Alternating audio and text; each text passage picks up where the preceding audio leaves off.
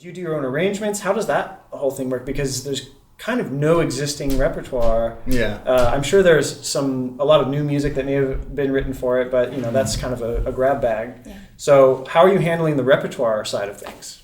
Yeah, so we're basically arranging everything ourselves, including the openings. And the first one we started, was it the Twinkle Twinkle Little Star, the Mozart Twinkle variation? It's a 12 variation that Mozart arranged on basing the melody from the French. Is it a cradle song? It's a lullaby. A lullaby, yeah.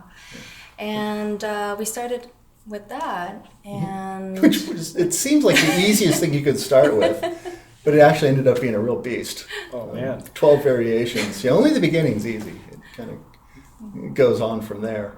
Yeah. By the way, there's a video of that with us playing at Capitol on our YouTube page. All right, So check it hopefully out. people We should link that in there too. Yeah. Yeah. But I want to see the world's hardest version of Twinkle. yeah. But the arranging, what's our process?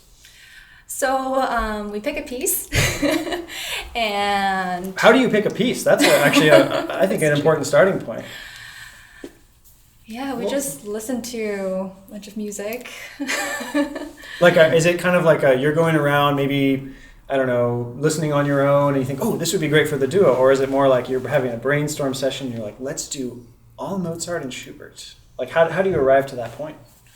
How do we arrive to Mozart and Schubert? Well, we had Mozart and Schubert in mind because of that the Twinkle Twinkle variation, and also the Schubert's Sonata Arpeggione. Right. Yeah. Which we both played separately. So Right, one of he the played first it- things we did. Yeah, he played it with the flute and guitar, and then I did it with piano and saxophone. Yeah. So, so we had the Schubert, we had the Mozart. So I think for that one we were certainly thinking Vienna. And we looked at some other composers, I believe, but it just sort of made sense to stick with Schubert and Mozart. So we've got the stanchion on there. We've got Ave Maria, which maybe, for me, that's just like a total magical moment there. Yeah. There's something about that. And then, I don't know if it's obscure, but it certainly is to me, which is an adagio by Mozart for piano, which is really, really interesting, which I think we did a GSI video for that as well. So you guys already have that. Yeah, we already have that. we'll link that baby too. We got them all. Yeah, we're all about the content.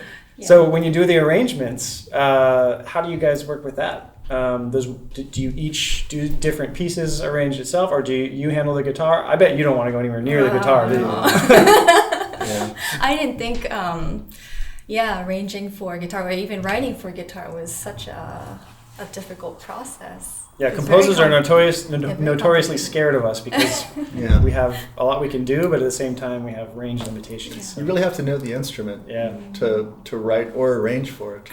So the process that has worked for us, which so far so good, we'll agree on a piece, and then I'll go off into my cave for the weekend and spend 2 or 3 days with very little sleep, coming up with a complete version that I think works. But this is just sort of like an opening bid. And then I send it to her and, usually get stuff back right away before we even play it. By the time we get to rehearsals, by this point, she's changed more or less everything.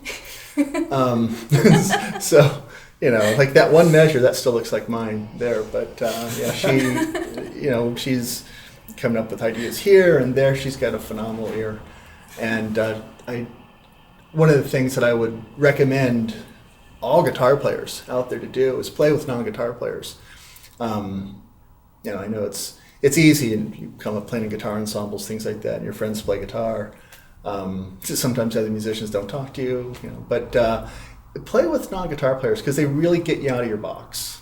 So you end up being forced to try things that you may not have thought of completely on your own. When somebody comes along and says, "Can you do this?" and sometimes they go like, "Yeah, that's going to be tough." Then it's like, maybe. But my guitar brain would have gone like, "Ooh, no." That's an unnecessary shift. Right? Yeah, that's what usually happens in our arranging process. You take an edit back to him, and he goes, "Ooh, no." Yeah. Oh, he wouldn't say no, but but yeah, I would say something like, "Well, I don't know if about that."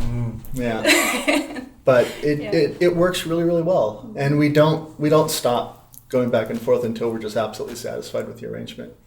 And we hope to sometime fairly soon, probably self-publish the arrangements and have them available. Very nice. For digital download, things like that.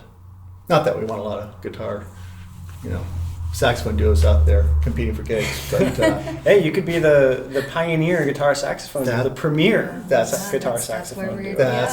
We had this conversation last night. Yeah. Yeah, be the Los Romeros of exactly.